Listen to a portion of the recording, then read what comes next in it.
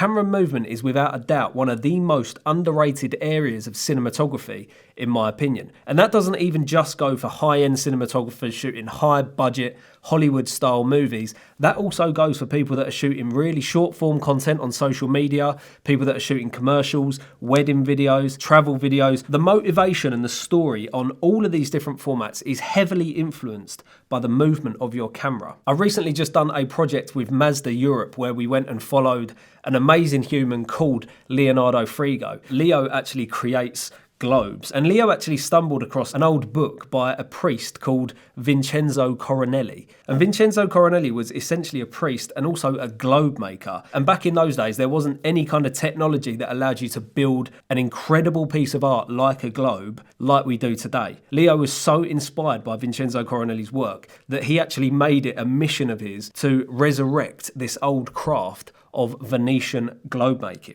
Now, Mazda actually stumbled across Leo and found his work so inspiring that they decided to do a Mazda Discovers series around his process and his craft of Venetian globe making. And guess who they got to film it, mate? This bloke. So if you don't know what the Mazda Discovers series is, it's essentially a series where Mazda takes a creative like myself, where we go and we travel to and we document the process and the philosophy around one particular really inspiring craftsman. Now, when I'm putting together a proposal or a brief for a particular project, the camera's movement is always such an important topic on my mind to help drive the story and motivate the audience. If you want to go and watch the full film, it is already up on the Mazda Europe YouTube channel. I'll leave a link in the description. I am quite proud of it, so definitely go and check it out. Now, when it comes to camera movement when you're trying to build a story, something that I personally like to do is try and give a subject or an object power. Now, I actually do this particular shot both with handheld, depending on the kind of vibe that I want to go for, handheld and also on a gimbal. And the way that I do that is pushing in and tilting up. Because firstly, we're pushing in and that's building intensity, but that tilt up really allows us to look up at this character or up at this object and give it power, right? And when you've got a low angle looking up, that gives the subject or the object power in the scene. When you look down at them from a high angle, that means that we're showing the subject weakness. But in a project like this, you kind of just want to show off the things that are really powerful. So that push in and that tilt up really gives the subject power. And that is a technique that you can take onto any kind of production, whether it's a short form piece on Instagram or whether you're doing a high budget in Hollywood or if you're doing a commercial. Another camera movement that I absolutely love is an orbit. Now, an orbit can be used in a load of different ways, and I typically do orbits on a gimbal because it's more of an observing the character movement rather than a handheld being there with them. Typically for me, I'll use a gimbal shot when I want the audience to view the scene rather than being handheld and being in the scene. When you're shooting handheld, it really feels like you as the audience are right up there with the character, whereas when you're watching it from a gimbal shot, it's like you're observing this moment that the subject or the scene is having. And when it comes to them orbit shots, it really feels like the subject who is in the center of that orbit is kind of being all encompassed by their surroundings or whatever they're doing or looking at. And that technique is so good if you want to give importance to a particular location or the subject's relationship with that particular location. Obviously, camera movement goes hand in hand with your composition, and your composition is going to determine what is the most important thing in that frame. If your subject is centered, they're the most important thing in the frame. In this moment, the moment that they're having them, they are the most important thing in the frame. And something that I like to do is push in on one particular important piece of one scene and then have the link of that important piece in the middle of the frame off on one of the thirds. For example, when we're in the Marciana library, we push directly in to one of Vincenzo Coronelli's globes, and we've got Leo just off to the left-hand side looking in at that globe. We're essentially giving the globe the center stage. That is the most important thing in this scene. That has got all the weight. That is where all the base is essentially in the scene. And then we've got Leo off to the left-hand side, who is the link to that. Right, so you can really emphasize a particular scene with your framing and then also link them secondary subjects in the frame while still maintaining the importance on whatever's in that scene. One of my favourite shots in this documentary is a scene where Leo is off to the right-hand side on the right-hand third and we've got the globe off to the left-hand side.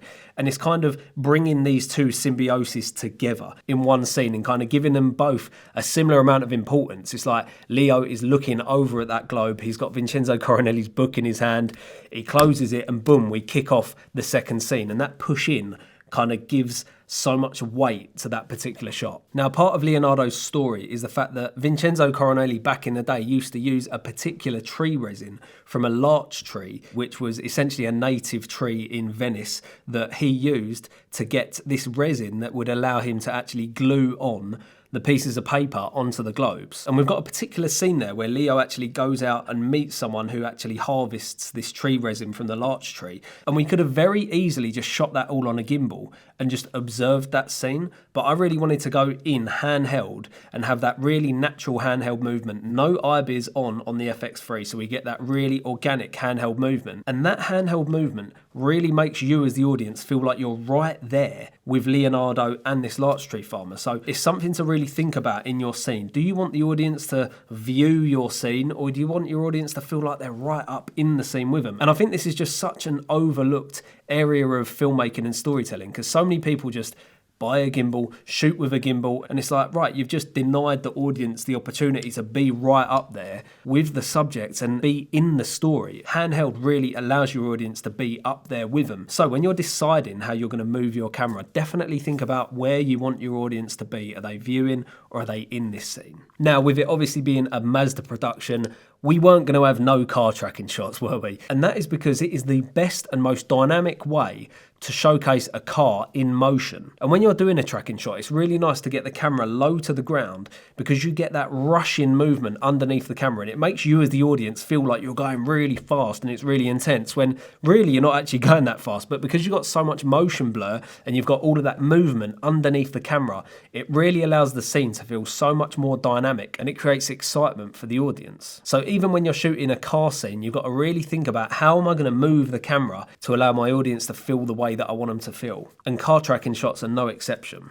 Without a doubt, this is definitely one of my favourite productions that I've ever been a part of. There was just so much history and so much depth in the story. The fact that Leo is actually from a town called Asiago, where these larch trees used to be harvested, and then Leo's essentially completely resurrecting this lost and dead craft that is no longer a thing. And the fact that he's keeping it alive for future generations to see and witness the history behind a particular craft, shooting that and actually experiencing it firsthand as you're shooting it, and then actually capturing that story in your own unique way, is definitely like one of the most satisfying parts of my job, without a doubt. If you haven't seen the Mazda Discover series, definitely go and check it out, because there's so many incredible creatives and craftsmen that they go and follow, and so many stories that are told with such depth. And over the duration of me doing these productions, I've learned so much about how they build their cars. They've literally got Takumi craftsmen building their cars with clay. Takumi basically means like master craftsmen, building their cars out of clay before they go into production to make sure that the shape looks like it's in motion. I'd actually quite like to do a Discover series on the Takumi Masters at Mazda. So